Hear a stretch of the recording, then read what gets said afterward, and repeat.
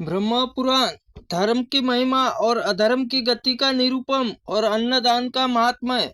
भगवान मुनियों ने पूछा, भगवान आप संपूर्ण धर्मों के ज्ञाता और सब शास्त्रों में निपुण है, कृपा बताइए बड़े पिता माता पुत्र गुरु और जातिवाद संबंधी मित्रगण इनमें से कौन से मरने वाले प्राणी विशेष सहायक होते हैं। लोग मृतक के शरीर को काट और मिट्टी के ढेले के भांति छोड़कर चले जाते हैं और फिर परलोक में कौन उसके साथ जाता है। व्यास जी बोले, विप्रो प्राणी अकेला ही जन्म लेता है और अकेला ही मरता है।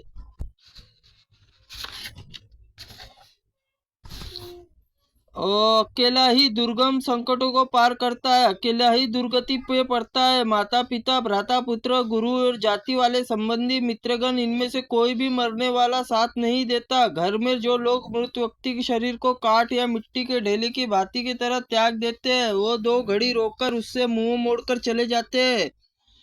वे सब लोग त्याग कर देते हैं, किंतु धर्म उसका त्याग नहीं करता। वह अकेला ही जीव उसके साथ जाता है। अतः धर्म सच्चा सहायक है, इसलिए मनुष्य को सदा धर्म का सेवन करना चाहिए। धर्म युक्त प्राणी सर्व गति को प्राप्त होता है, इसी प्रकार उसे अधर्म युक्त मानव नरक में पड़ता है। अंत विद्वान पुरुष पाप से प्राप्त होने वाले धन से अनुराग न रखे, एकमात्र धर्म मनुष्य का सहायक है। बहुत से शास्त्रों में ज्ञाता मनुष्य भी लोभ मोह घृणा अथवा भय से मोहित होकर दूसरे के लिए न करने योग्य कार्य कर डालता है। धर्म अर्थ काम और काम ये तीनों इन जीवों के फल है और अधर्म त्याग पूर्वक इन तीनों की प्राप्ति करना चाहिए। मुनियों ने कहा, भगवान इसमें आप धर्मयुक्त वचन जो परम कल्याण और का साधन है इसे हमें सुनाइए। अब हम जानना चाहते हैं कि हम किंतु शरीर तत्वों के समूह है। मनुष्य मरा हुआ शरीर तो स्थूल और सूक्ष्म और अव्यक्त भाव से प्राप्त हो जाता है, वह नेत्रों के विषय में नहीं रह जाता, फिर भी धर्म से के साथ कैसे आ जाता है। व्यास जी बोले, पृथ्वी वायु आकाश जल तेज मन बुद्धि आत्मा ये सदा साथ रहकर धर्म की दृष्टि रखते हैं। ये समस्त प्राणियों के शुभाशुभ कर्मों में निरंतर साक्षी होते हैं। इनके साथ धर्म जीव का अनुसरण करता है और जब शरीर प्राण से निकल जाता है तब त्वचा हड्डी मांस वीर्य रक्त उस शरीर को छोड़ देते हैं। उस समय जीव धर्म से युक्त होने पर भी इस लोक में परलोक में सुख में अभयुद्ध को प्राप्त होता है। मुनि ने पूछा, भगवान भली भांति समझा दिया है कि धर्म किस प्रकार इसका अनुसरण करता है। अब यह जानना चाहते हैं कि शरीर के कारण भूत वीर्य की उत्पत्ति कैसे होती है। व्यास जी कहते हैं, द्विजर शरीर में जो पृथ्वी वायु आकाश जल तेज मन में अधिष्ठता है देवता है, वह अन्न ग्रहण करके उसे मन सहित पृथ्वी के 5 भूत को तृप्त करते हैं। वे उसमें अन्न शुद्ध वीर्य बनता है, तब उस वीर्य से कर्म प्रेरित होकर जीव आकार निवास करता है। फिर स्त्रियों में रज में मिलकर समयानुसार जन्म ग्रहण करता है। पुण्यात्मा प्राणी को इस लोक में जन्म लेने से जन्म काल तक पुण्य कर्म उपभोग करता है, वह धर्म फल आश्रय लेता है। मनुष्य यदि जन्म से ही धर्म का सेवन करता है तो सदा सुख का भागी होता है। यदि बीच बीच में कभी धर्म और कभी अधर्म का सेवन करता है तो वह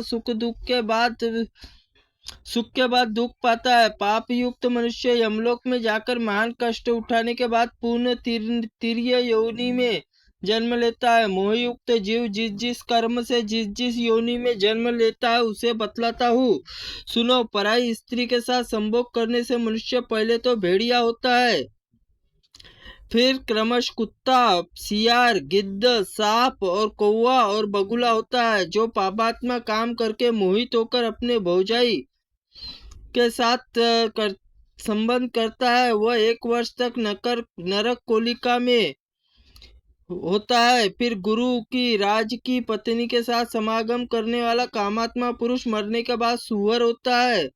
5 वर्षों तक सुअर रहकर भी मरने के बाद 10 वर्षों तक बगुला, 3 महीने तक चींटी और 1 माह तक कीट योनि में पड़ा रहता है। इन सब योनियों को जन्म लेने के बाद पुनः कृमि योनि में उत्पन्न होता है, 14 महीनों तक जीवित रहता है। इस प्रकार पूर्व पापों का क्षय करने के बाद मनुष्य योनि में जन्म लेता है। पहले एक को कन्या देने की प्रतिज्ञा करके फिर दूसरे को देना चाहता है।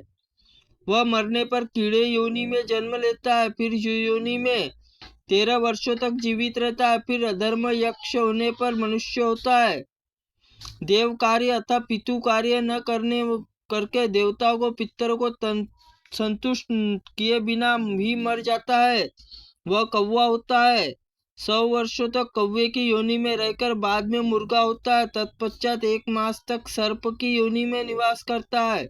इसके बाद मनुष्य होता है, जो पिता के समान बड़े भाई का अपमान और मृत्यु के बाद कौंच योनि में जन्म लेता है। वह 10 वर्षों तक जीवन का धारण करता है। तत्पश्चात मरने पर मनुष्य होता है। शूद्रजित पुरुष ब्राह्मणों को समागम करने पर कीड़े की योनि में जन्म लेता है और उसकी मृत्यु होने पर वह सुअर होता है। सुअर की योनि में जन्म लेते ही रोग में उसकी मृत्यु होती है और तदनंतर पूर्वोक्त पाप में फलस्वरूप कुत्ते की योनि में उत्पन्न होता है। उसके बाद उसे मानव शरीर की प्राप्ति होती है।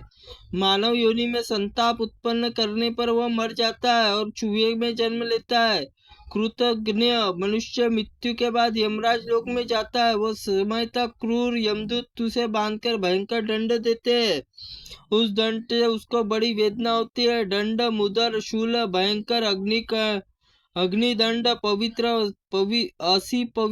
असी पवित्र तप्त वालुका और कुटशाल्यमी आदि अन्य बहुत सी घोर यातनाएं देकर अनुभव करके संसार चक्र में और कीड़े में योनि में जन्म लेता है। 15 वर्ष तक कीड़े में रहने के बाद वह मानव गर्भ में आकर जन्म लेने के पहले ही मर जाता है। इस प्रकार सैकड़ों बार गर्भ में मृत्यु का कष्ट भोगकर अनेक बार संसार बंधन में पड़ता है। फिर तत्पश्चात पशु पक्षियों की योनि में जन्म लेता है। उसके बाद बहुत वर्षों तक कष्ट उठाकर अंत में कछुआ होता है। दही चोरी करने पर मनुष्य बगुला मेंढक होता है। फल और मूल और पुआ चोरने पर चींटी होता है। जल की चोरी करने से कौवा और कांसा चुराने से हारित पक्षी होता है। चांदी का बर्तन चुराने से कबूतर और स्वर्ण पात्र अपहरण करने से कुमीनों की जन्म लेना पड़ता है। रेशम के कीड़ा चुराने वाला वानर मनुष्य होता है और वस्त्र चोरी करने वाला तोते की योनि में जन्म लेता है। साड़ी चुराने वाला मनुष्य मरने के बाद हंस होता है। रुई का वस्त्र हड़प लेने वाला मनुष्य मृत्यु के बाद कौंच होता है और वह सन का वस्त्र, ऊनी वस्त्र, रेशमी वस्त्र चुराने वाला मनुष्य खरगोश होता है। चूर्ण की चोरी करने से मनुष्य दूसरे जन्म में मोर होता है। अंगकार और सुगंध चोरी करने वाला लोभी मनुष्य छुचुंदर होता है। उसके योनि में 15 वर्षों तक जीवित रहने के बाद पाप का क्षय हो जाता है। तब वह मनुष्य योनि में जन्म लेता है। जो स्त्री दूध की चोरी करती है वो बगुली होती है। जो नीच पुरुष के सशस्त्र होकर वैर करती है उसे धन के सहस्त्रीन पुरुष की हत्या करता है, वो मरने पर गहदा होती है। गधे की योनि में 2 वर्षों तक जीवित रहने पर शस्तार मर जाती है। फिर मृग की योनि में जन्म लेकर सदा उग्नि बनी रहती है। मृग योनि में 1 वर्ष तक बीतने पर बाण के निशान बन जाता है और फिर वो मछली योनि में जन्म लेती है और जाल फंसा कर लिया जाता है और 4 महीने बीतने पर वो शिकारी कुत्ते के रूप में जन्म लेती है। 10 वर्षों तक कुत्ता रहकर 5 वर्षों तक व्याघ्र की योनि में रहता है। फिर कालक्रम पापों को यक्ष करने पर मनुष्य योनि में जन्म ग्रहण करता है। जो मनुष्य खली मिश्रित अन्न का अपहरण करता है उसे भयंकर चूहा होता है। उसका रंग नेवले समान भूरा होकर वह पापात्मा प्रतिदिन मनुष्य को डसता रहता है। घी की चोरी करने वाला दुर्बुद्धि मानव कौवा और बगुला होता है। नमक चुराने वाला चिरकाल तक पक्षी होना पड़ता है। जो मनुष्य विश्वास पूर्वक रखी हुई धरोहर हड़प लेता है वो मृत्यु मछली योनि में जन्म लेता है। उसके पश्चात मृत्यु होने पर मनुष्य होता है। फिर मानव योनि में आयु बहुत ही थोड़ी होती है। ब्राह्मणों, मनुष्य जब पाप में तिर्यक की योनि में जाता है, जब वहाँ धर्म में कुछ नहीं ज्ञान रहता, तो मनुष्य पाप और उस करके उसके व्रतों के प्रायश्चित करके वे सुख और दुख दोनों से युक्त होते हैं। लोभ मोह से पापाचारी मनुष्य निश्चय ही मलेच्छी योनि में जन्म लेता है। जो लोग जन्मे पाप का परित्याग करते हैं, वो निरोग रूपवान धनी होते हैं। स्त्रियों के ऊपर बताए हुए कर्म के अनुसार पाप की भागनी होती है। पाप योनि में पड़ते ही पूर्वोत्तर पापियों की पत्नी बनती है। द्विजरा, चोरी और सभी प्रकार के दोष बताए। यहाँ पर कुछ कहना गया है कि संक्षिप्त में है, उसे फिर एक बार कथा के वार्ता में अवसर आने पर तुम लोगों को इस विषय में विस्तार से बताऊंगा। पूर्व काल में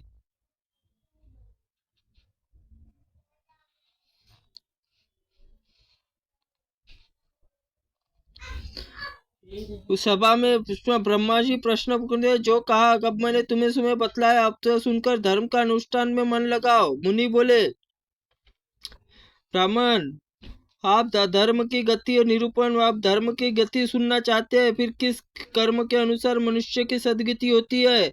व्यास जी ने कहा, ब्रह्मा जी, जो मोहवश धर्म का अनुष्ठान लेने पर उसके लिए पूर्ण सच्चे हृदय से पश्चात करता है, वो मन को एकाग्र रखता है, वो पाप सेवन नहीं करता। जो मनुष्य मन का पाप कर्म निंदा करता है, वो त्यों त्यों उसका शरीर अधर्म से दूर होता जाता है। वह धर्मवादी ब्रह्मवेत्ता के सामने अपना पाप कह दिया जाता है, तो उसे पाप जनित अपराध से शीघ्र मुक्त हो जाता है। मनुष्य जैसे ही अपने अधर्म की बात बारंबार प्रकट करता है, वैसे ही वो एकाग्रचित होकर अधर्म को छोड़ता जाता है। जैसे ही सांप केचुली छोड़ता है, उसी प्रकार पहले के अनुभव की तरह पापों को त्याग करता है। एकाग्रचित होकर ब्राह्मण नाना प्रकार के दान देकर जो मन से ध्यान लगाता है, वह उस गति को प्राप्त करता है। ब्राह्मणों, अब मैं दान का फल बताऊंगा। दान सबसे अन्न दान और श्रेष्ठ दान है। धर्म की इच्छा रखने वाले मनुष्य को चाहिए कि सरलता पूर्वक सभी अन्नों का दान करे।